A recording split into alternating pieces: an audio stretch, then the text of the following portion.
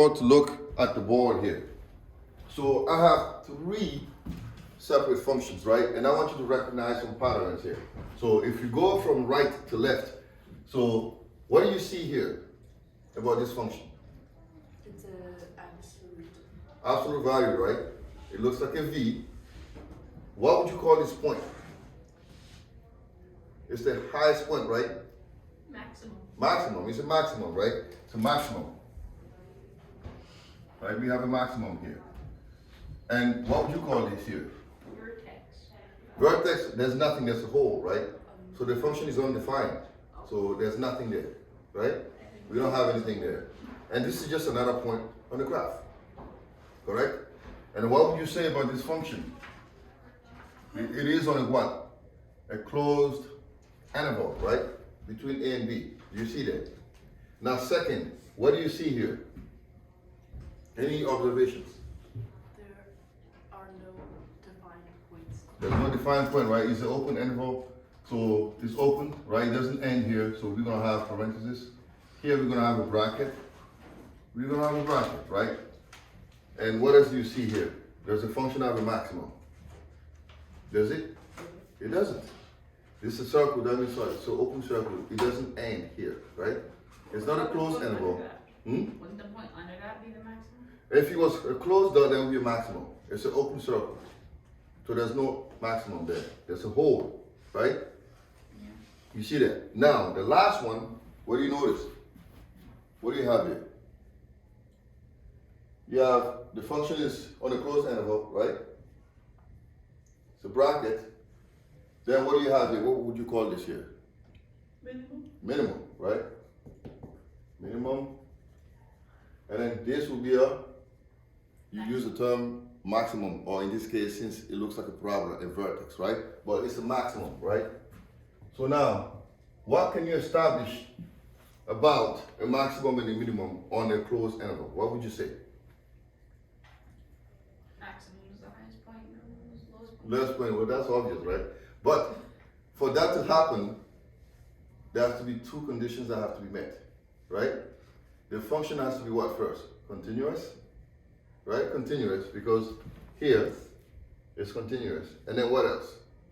It has to be bounded, right? It has to be a closed interval. Does that make sense? So so this is called the mean value theorem, right? Mean value theorem.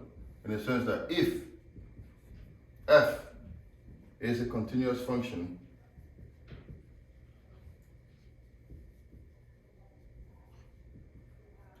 on the closed interval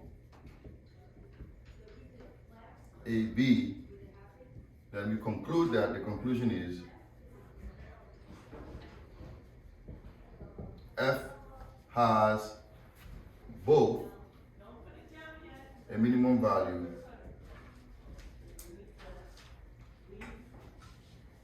and a maximum value.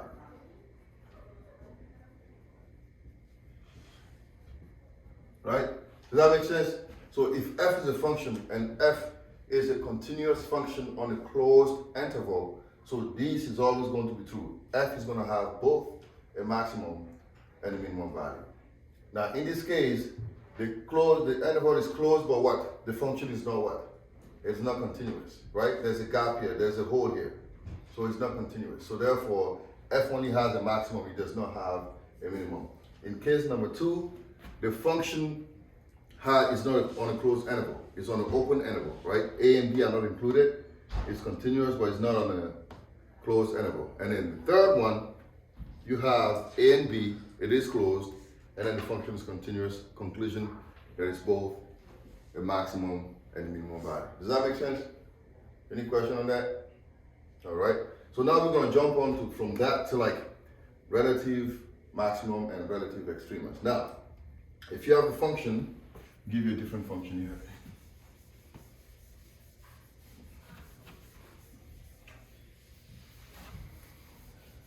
Did you guys do maximums and critical numbers in pre-calculus?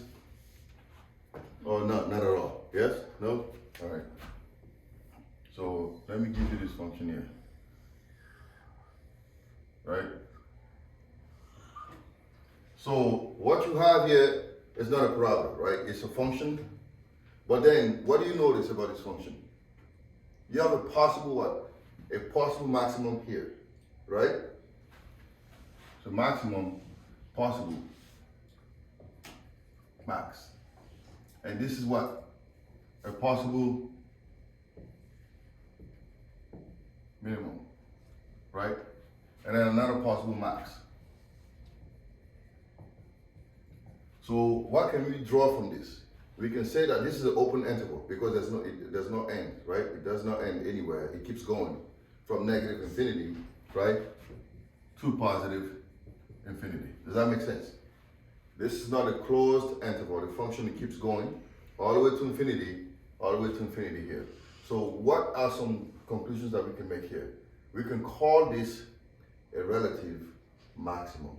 And this is also going to be called a relative minimum. Meaning on the entire open interval, you have a possible minimum here, you have a possible maximum, and you have another possible maximum. So those are called relative.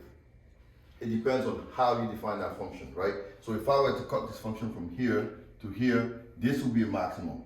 If I were to cut this function from here to here, this would be a maximum and this would be a minimum. So those are called relative extremas, okay? Relative extrema. You know, people usually say truth is relative. Truth is relative, meaning your truth is not my truth. So a relative maximum is basically one possible maximum. Does that make sense? And a relative minimum is one possible minimum, okay? So you have a relative maximum and then a relative minimum. This is on open interval, okay? That happens. Now, this is the case with parabolas. This is the case with like, sometimes those absolute value function, you may have a relative max, relative mean. Now, we're gonna go from there to set up what we call now critical numbers and then derivatives. Again, we're back to derivatives again. So did you write this down? Good? All right. Bella, you good? So now we're going to talk about critical numbers and relative extremas. So critical numbers.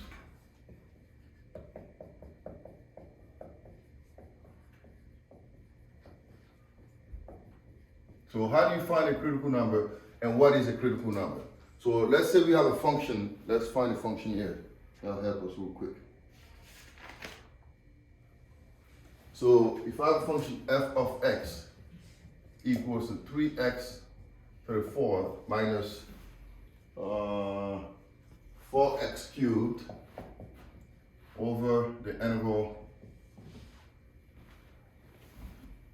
-1 to 2. And the question is, find the absolute max and the absolute mean of this function. Now, an absolute max is the highest number on the function, for a function, and an absolute mean is the lowest value on the function on a given closed interval, right? So to find the absolute max and the absolute mean, we have to use what we call the critical numbers, right? So how do you find the critical numbers? You first find the derivative of the function. Find the derivative. So what is the derivative of this function?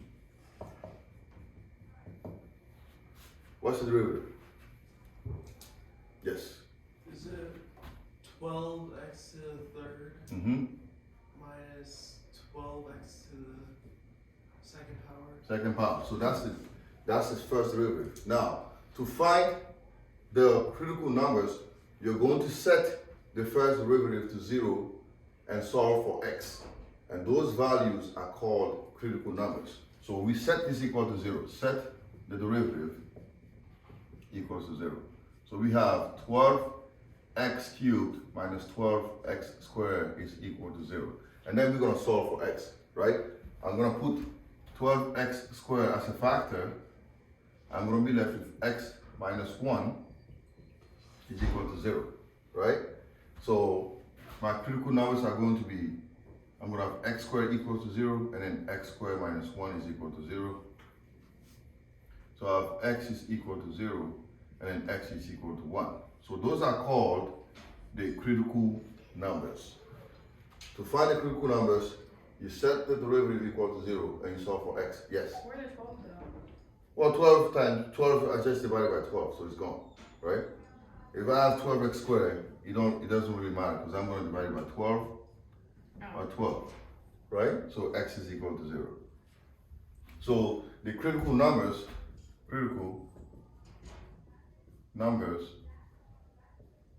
are 0 and 1. Now, how do we use the critical numbers? So here's what we're going to do, right?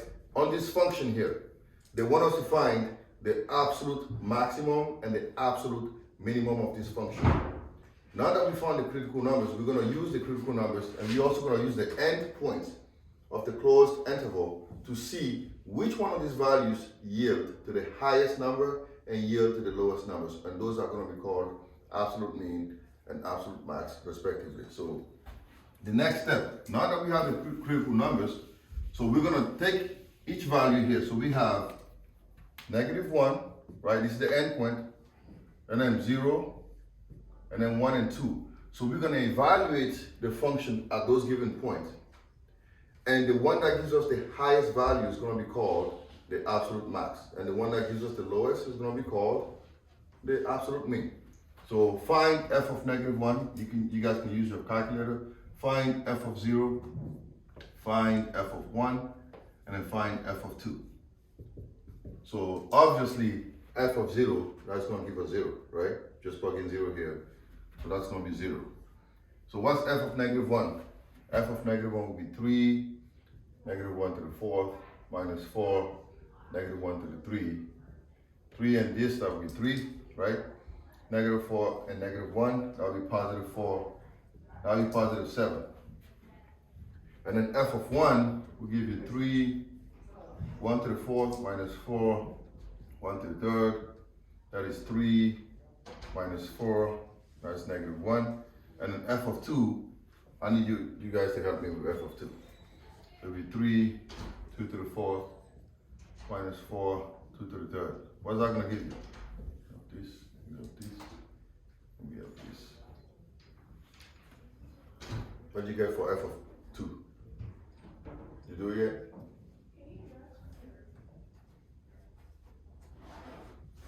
Let's see. 3 is 16, right? And then minus 4 times 2 and 2 and 2, that's 8. So that would be 3 and 16 is what? 48, right? Minus 32. So that is 16. All right.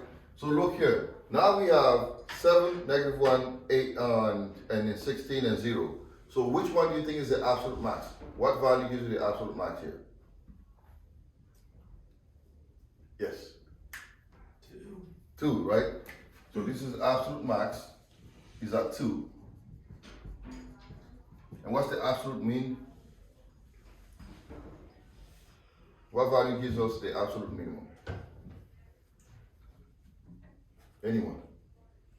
I'm trying to write it all down. F of 1, right? Absolute minimum.